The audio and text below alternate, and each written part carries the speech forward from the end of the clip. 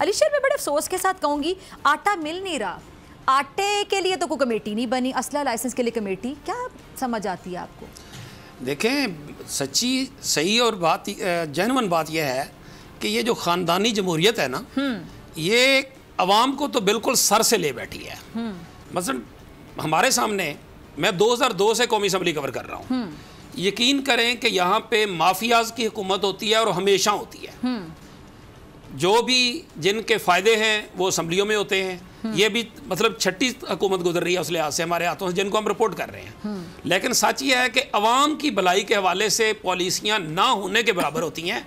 मिसाल के तौर पे अभी हाल ही में महीना डेढ़ पहले जो है वो स्पीकर कौमी असम्बली राजा परवेज़ अशरफ साहब ने एक खसूसी कमेटी बनाई कुछ अरकान के मुतालबे पर, और खसूसी कमेटी बराए इजरा असला लाइसेंसेस, ठीक है, ये बनाई गई ऐवान से, और उसके सरबरा बनाया गया सैयद गुलाम मुस्तफ़ा शाह जो पाकिस्तान पीपल्स पार्टी के हैं सिंध से।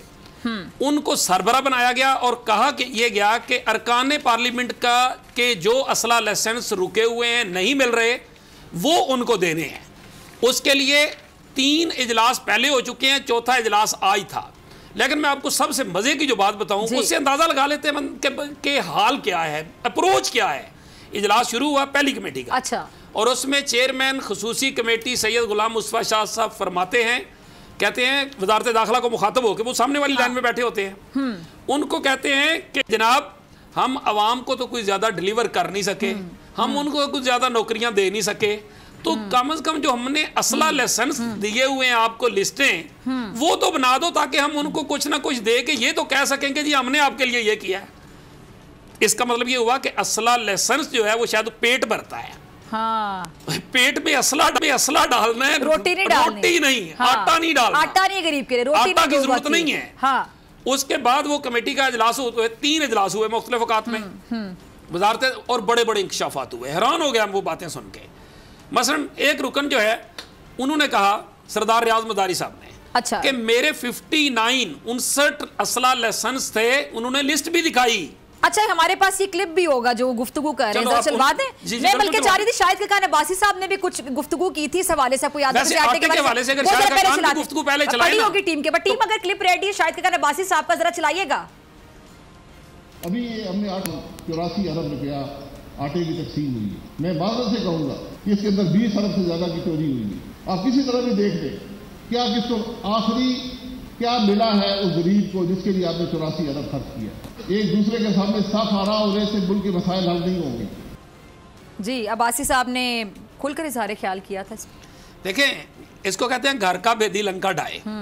जो ही शाहिद खान अब्बासी साहब ने ये बात की तो तर्जमान हुकूमत पाकिस्तान वज़ीर इत्तलात मरियम औरंगज़ेब साहब सामने आई। उन्होंने आके अब्बासी साहब की कोई कसर नहीं छोड़ी। मैं क्या कहूँ, रुक जाता हूँ। तो उन्होंने वो सब कुछ कहा, ऐसी बातें कर रहे हैं, ये कर रहे हैं। उसके बाद वो मामला नैब तक पहुंच चुका है। कितने कितने थैले गायब हुए, पंजाब गवर्नमेंट ने तहकीकात कराई, मोहसिन नकवी साहब ने इसकी मुखालफत की कि शाहिद खान गलत कह रहे हैं। फिर उसके बाद करोड़ों थैले गायब होना अब तक जो है वो इनकी हुकूमत की रिपोर्टों में सामने आ चुका है। लेकिन उनकी तरजीहात आटा नहीं है, तरजीहात की भी बात है, तरजीहात की भी बात है, प्रायोरिटीज क्या है। लेकिन वोट तो आवाम से लेना है, अवाम को आटा नहीं देंगे, 2 वक्त की रोटी नहीं देंगे, तो वोट किस नाम पे लेंगे, किस मुंह से लेंगे वोट। अच्छा, ये जो रियाज मजारी साहब की बात कर रहे हैं, उनका भी जरा एक क्लिप होगा, टीम जरा चलेगा, सुनिएगा जरा नाजरीन।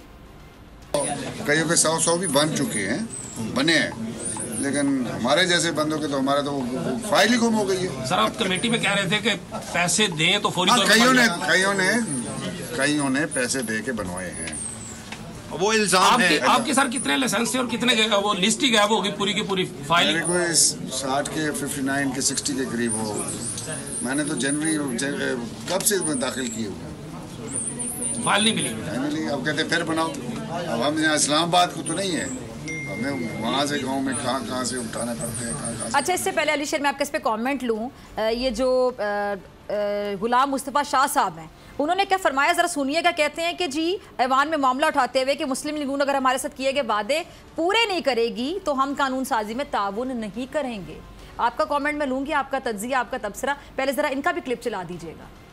गुजारिश ये थी कि हमने एक मीटिंग रखी है मिनिस्ट्री के साथ, जो आपने कमेटी बनाई है, उसमें नहीं आए मिनिस्ट्री इंटीरियर आज के उसमें, तो हमारी गुजारिश ये है कि मेहरबानी करके आप कोई इनको ऑनरेबल फेडरल मिनिस्टर्स बैठे हुए हैं बड़े सीनियर, हमें कोई जवाब दें, वरना हम लेजिस्लेशन में कोई हिस्सा नहीं लेंगे।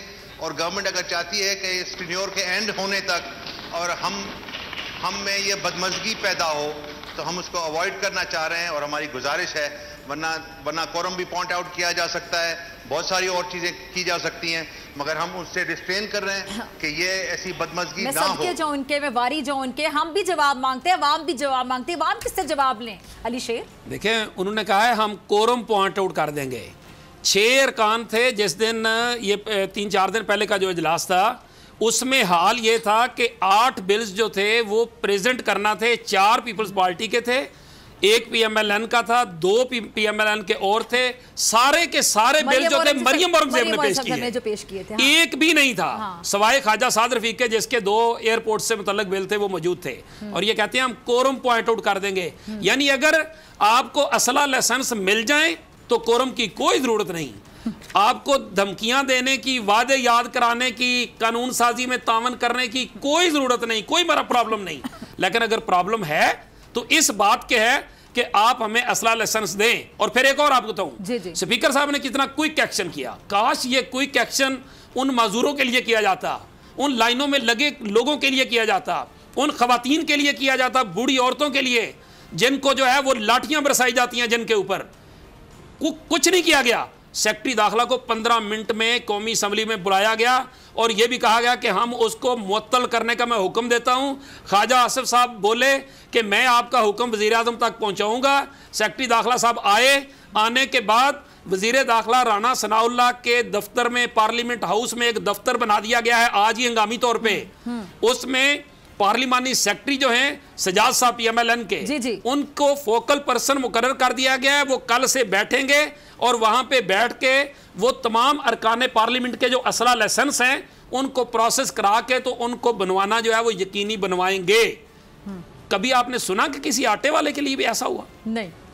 ये माफियाज है, माफियाज। तरजीहात है ना, प्रायोरिटीज है उनकी। मैं आपको एक और बताऊं, पता कर लें, कैमरा भेज लें, चेक करवा लें कश्मीर में क्या हो रहा है।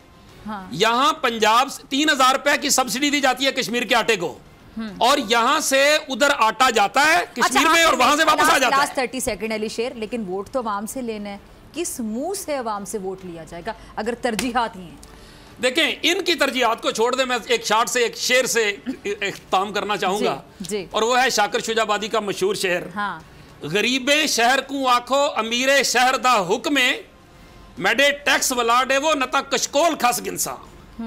तर्जमा इसका शार्ट सा ये आम आदमी को बताने के लिए बता दूं कि शहर के गरीबों मेरे टैक्स दे दो, वरना जो जिस कशकोल में तुम भीख मांग रहे हो मैं वो भी छीन लूंगा। ये मैसेज है लोगों के लिए। अब लोगों की मर्जी है, अगर वो कीमे वाले नान देख के या बिरयानी के नाम पे अगर सब कुछ देख के भी वो फिर भी वोट देना चाहते हैं, वोट देने के लिए तैयार है, तो फिर उनकी मर्जी भी अपनी जगह। लेकिन सही और सच्ची बात है, अवाम की यहाँ मर्जी कितनी एक चलती है, हर चीज देखी नहीं जा चुकी कि अवाम क्या कह रहे हैं, हुकाम क्या कह रहे हैं। ठीक है, धक्कम पेल, जबरदस्ती, जबर। ठीक है। अगर आपको ये वीडियो पसंद आई तो सब्सक्राइब करें और बेल आइकन पर क्लिक करें। पाकिस्तान की IT इंडस्ट्री जो है वो पाकिस्तान की एक्सपोर्ट में एडिशनल इजाफा कर सकती है अगले 3 सालों के अंदर, क्योंकि IT और बाकी जो 3 सेक्टर्स हैं, उन 3 सेक्टरों में IT में फ़र्क है। वो ये है कि ये टर्म में आपको गेन दे सकती है जो पाकिस्तान की नीड है इस वक्त। IT को तो पहले भी, इससे पहले वाली हुकूमतें और इससे पहले भी लोग डिफाइन करते आए कि जी यार IT से बहुत चेंज आ जाएगा। क्या वो इम्पैक्ट हुआ IT इंडस्ट्री के ऊपर जो हम समझते थे और चाहते थे? पाकिस्तान की IT एक्सपोर्ट्स इतनी हो जाएंगी कि पाकिस्तान के सारे मसले मसाइल ख़त्म हो जाएंगे? वो तो नहीं हुआ। आपकी जो पॉलिसीज़ हैं वो कॉन्फ्लिक्ट हो रहा है। क्या हमने ऐसी पॉलिसीज़ रखी हुई है कि गूगल मजबूर हो यहाँ पे ऑफिस खोलने में? पॉलिसीज़ के तहत करना होगा। वो 2 से 3 महीने 4 महीने में खुद ब खुद ऑफिस स्टार्ट करेंगे। जो आपके मुल्क का IT का एंटरप्रेन्योर है, $100 मिलियन तो वो बाहरी अकाउंट रोक लेता है। आप उसको मोटिवेट करके उसको फिर फोकस करें, उस पर इंसेंटिव करें, वो आपको 100 आएगा तो आपका 5 टाइम्स इंक्रीज हो जाएगी फौरन। टेक्सटाइल में हम क्या करते हैं, हम उठाते हैं बाहर के किसी ब्रांड के लिए टी-शर्ट यहाँ बनाते हैं, उसको दे देते हैं। लेकिन अब IT के बाद अगर आप अपना ब्रांड बना के लोगो वहाँ पे बेचेंगे, चाहे B2B बेचें चाहे B2C बेचें, पॉसिबल है। पाकिस्तान की जो एक्सपोर्ट में ये $30 अरब से ज़्यादा का इजाफा इससे हो जाना खाली यार। गवर्नमेंट के फंडों से इदारे बनाकर और उनके थ्रू कोई रेवोल्यूशन आ जाएगा, सवाल ही नहीं है। आपने इंतखाब सही कर लिया है, अब आगे चीज़ सही करनी है, बस आप सही डायरेक्शन में सही चीज़ होगी इंशाल्लाह। मैं समझता हूँ $50 अरब तक की IT एक्सपोर्ट में कंट्रीब्यूट कर सकता है पाकिस्तान। सब्सक्राइब करें और बेल दबाएं ताकि कोई खबर रह न जाए।